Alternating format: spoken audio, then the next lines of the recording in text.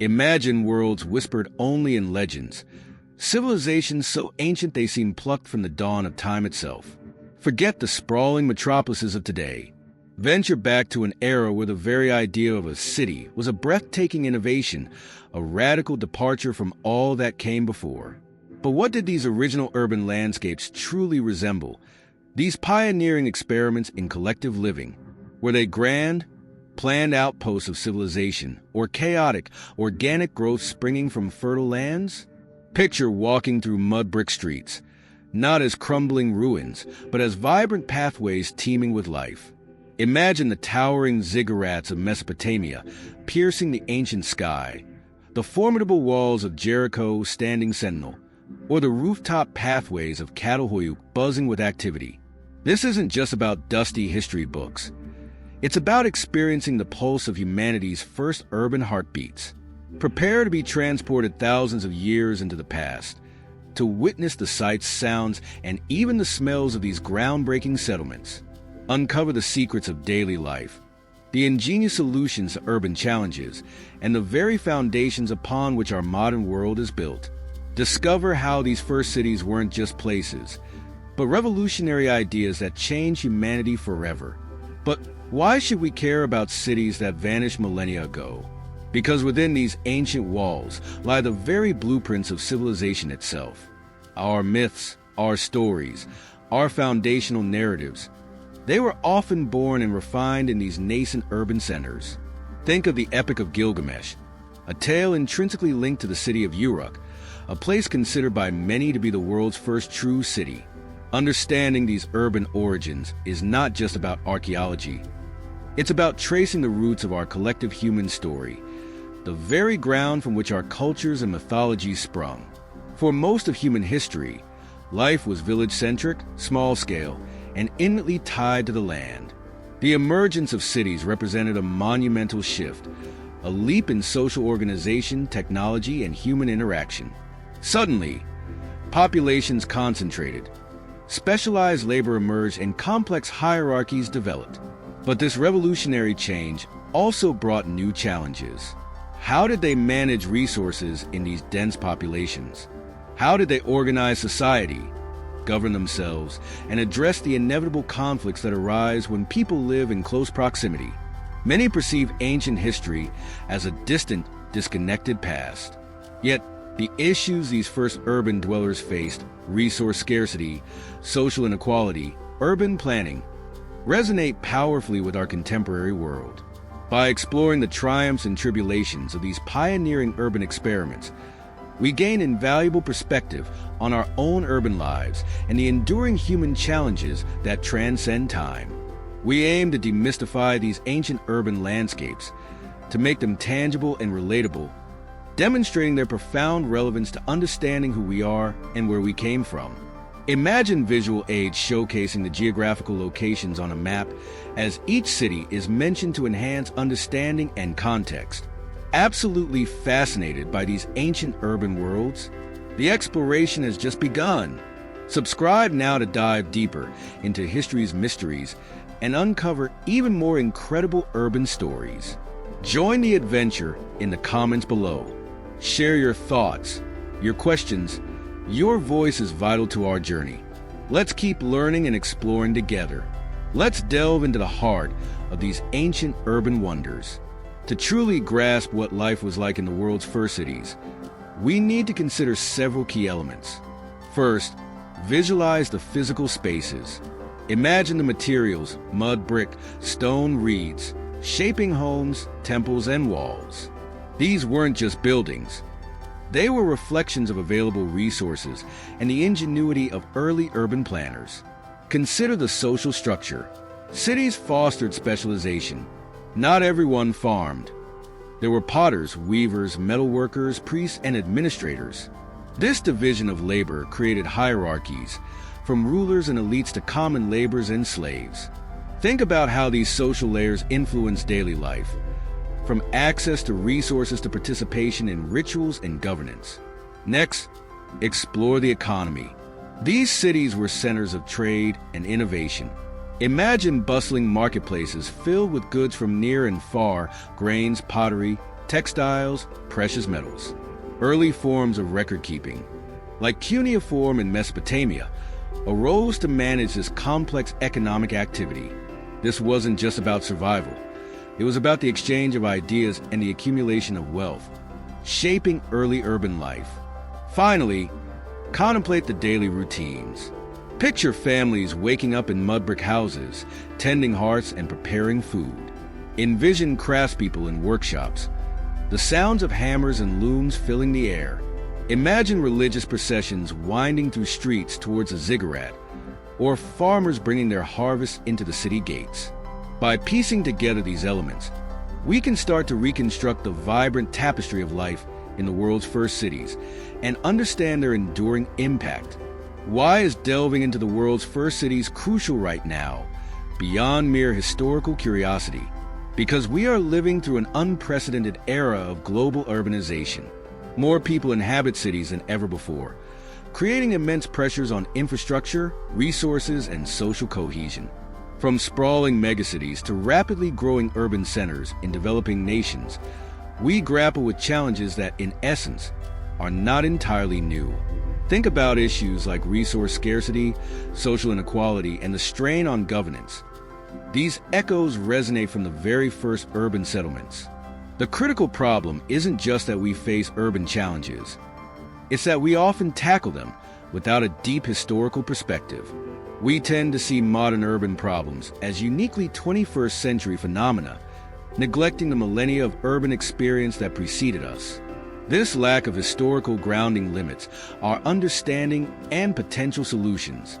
By studying Uruk, Jericho, Catalhoyuk, and others, we gain crucial insights into the fundamental dynamics of urban life, the very patterns of human interaction, organization, and innovation that have shaped cities across time. Understanding how these early societies grappled with urban living offers a vital, long-term perspective. It reveals that many of the issues we face today are not entirely novel, but are deeply rooted in the very nature of urban existence. This historical lens is not just enlightening, it's urgently needed to inform more sustainable, equitable, and resilient urban futures. We need to recognize that the story of cities is a continuous narrative, and the first chapters hold invaluable lessons for our own urban age. To truly understand the world's first cities, we must first define what makes them distinct. What separates a city from a large village? It's not just size. Though early cities like Uruk dwarf previous settlements, think of it as a leap in complexity. Cities showcase concentrated populations, often exceeding thousands, unlike smaller, dispersed villages. But numbers alone aren't the whole story. Crucially, cities fostered specialization. Not everyone was a farmer. We see the rise of distinct professions: artisans crafting pottery, metalworkers forging tools, priests managing temples, administrators overseeing resources. This division of labor was revolutionary, driving innovation and creating interdependent social systems.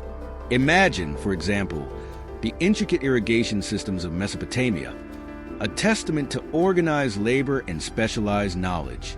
Another key concept is monumental architecture. Ziggurats in Mesopotamia, the walls of Jericho, even the densely packed houses of Catalhoyuk. These structures weren't just functional, they were symbolic. They represented communal effort, power, and a shared identity. Could these monumental projects also be linked to early myths and religious beliefs, perhaps constructed to honor deities or embody cosmological ideas? Consider also the emergence of governance and administration. Managing large, diverse populations required new forms of social control and organization. Early writing systems, like cuneiform, arose precisely to manage resources, record transactions, and solidify power structures. Were these early forms of governance also influenced by mythological narratives of kingship and divine order? Visual aids comparing population sizes or showing maps of trade networks could vividly illustrate these concepts. Let's consider the practical realities of these concepts. Specialization, for example, meant organizing craft production. Imagine pottery workshops in Uruk. Potters needed access to clay, fuel for kills, and markets to sell their wares. This required logistical organization and trade networks. A challenge arose: how to ensure fair distribution of resources and prevent monopolies. Early administrations, perhaps linked to temples, likely played a role in managing these systems. Monumental architecture wasn't just about grand statements. Ziggurats, requiring massive labor and resources, served practical purposes. They were religious centers, yes, but also likely served as storage for grain and administrative hubs, controlling vital resources. The challenge? Mobilizing and managing the immense workforce needed for construction and maintenance, potentially leading to social pressures or forced labor. Mythology might have provided the ideological justification for such monumental projects, framing them as divinely ordained duties. Early governance faced immense complexities. Imagine governing Uruk, a city of tens of thousands. How do you settle disputes, allocate water rights, or organize defense? Early legal codes and administrative systems emerged, often intertwined with religious authority. A key challenge was maintaining social order and preventing conflict in densely populated, diverse urban environments. Myths about just rulers and divine laws might have served to legitimize and reinforce these emerging governance structures, providing a moral framework for urban life. Delving deeper, we see that mythology wasn't just a backdrop to early urban life. It was an active force shaping its very fabric. Consider the city of Uruk and the Epic of Gilgamesh. This epic, originating from Uruk itself, isn't just a heroic tale. It's a foundational myth that legitimizes kingship and urban civilization. Gilgamesh, the city-building king, embodies the ideal ruler, divinely ordained to bring order and prosperity to Uruk.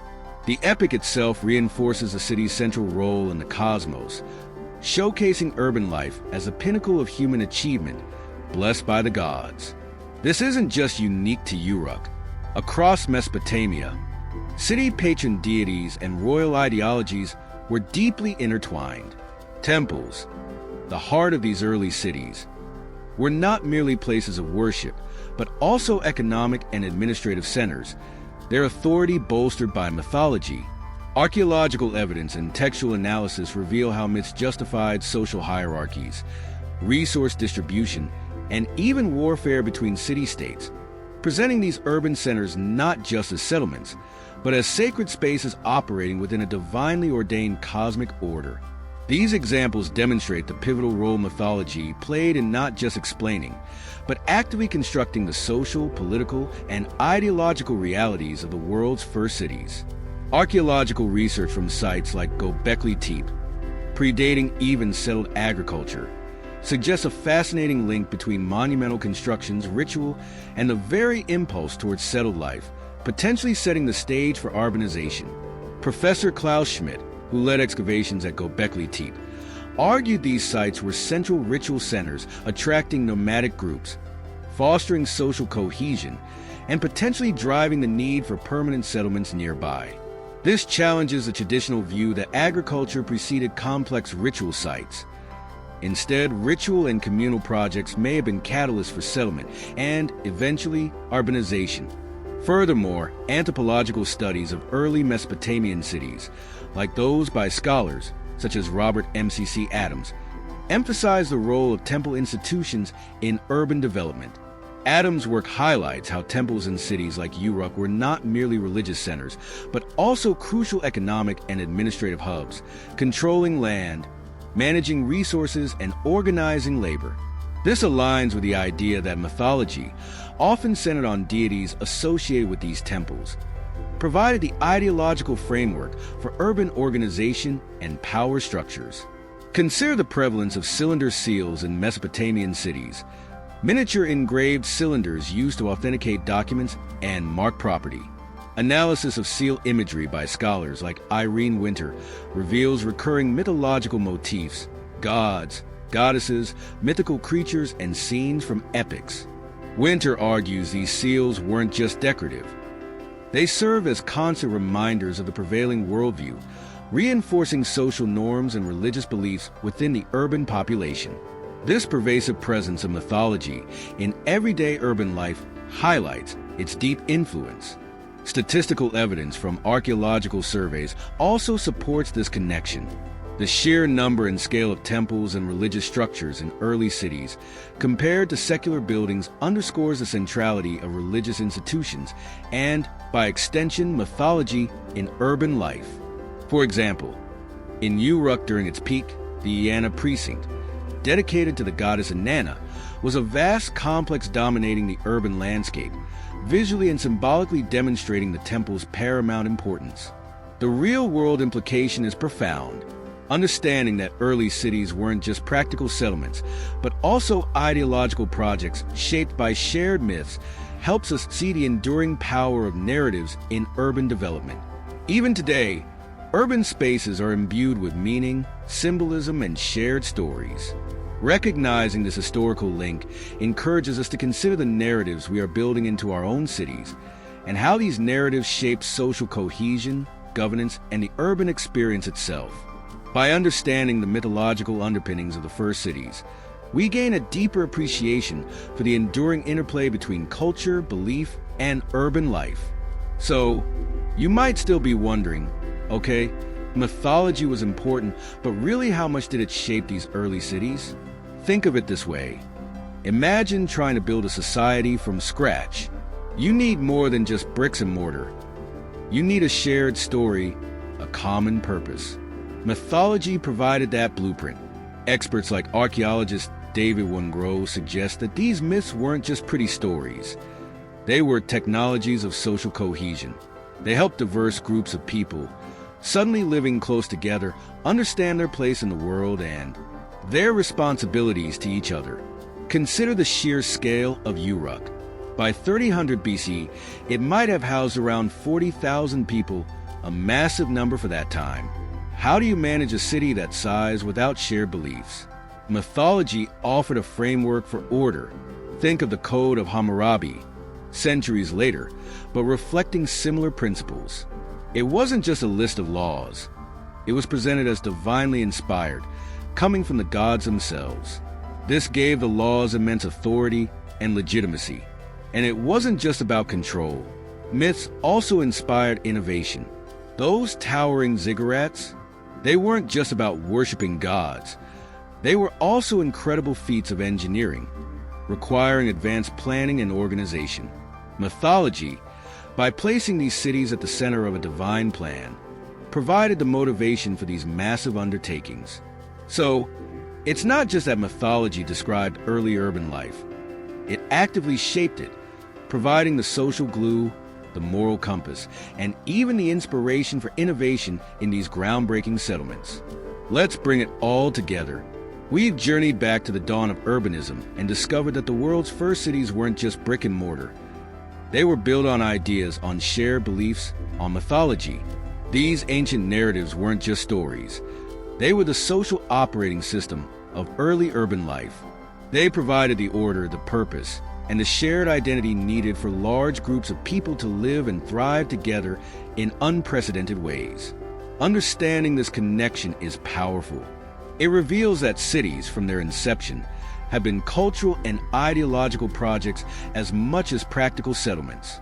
By recognizing the mythological underpinnings of Uruk, Jericho, and Catalhoyuk, we gain a deeper appreciation for the enduring role of shared narratives in shaping urban societies, both past and present. This isn't just ancient history. It's a vital lesson for understanding our own urban world. So, what can you do now? Start exploring. Dive into the Epic of Gilgamesh. Research the myths of ancient Sumer, or look into the archaeology of Jericho and Catalhoyuk. Consider how these ancient urban myths compare to the stories we tell about our own cities today.